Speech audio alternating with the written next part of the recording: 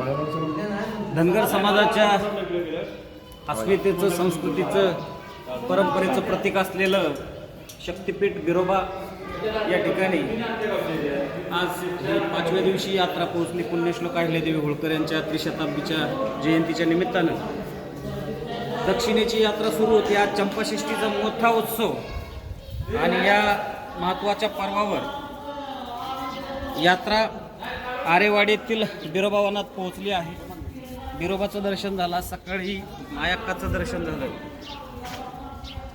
ही संस्कृती अशी चिरकाल टिकावी, जतन व्हावी, समाजाची जी परंपरा आहे ती शेवटच्या माणसापर्यंत पोहोचली पाहिजे. अस्मितेची ही प्रतीकं फुलून गेली पाहिजे. लोकांना अस्मिता, परंपरा, संस्कृती कळली पाहिजे. जग किती प्रगत झालं तरी जी मूळ संस्कृती आणि परंपरा आहे सेवेची, त्यागाची, बलिदानाची, ती पुढे गेली पाहिजे. पुढच्या पिढीनं सुद्धा तिला चालवलं पाहिजे. यासाठीच आम्ही बिरोबाच्या बनामध्ये नतमस्तक होण्यासाठी या ठिकाणी आलो. आज सर्वात महत्त्वाचं म्हणजे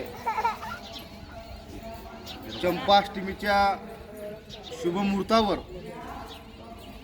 शुभपर्वावर आम्ही आरेवाडी येथील बिरोबा वनामध्ये बिरोबाच्या मंदिरात आलेलो आहोत.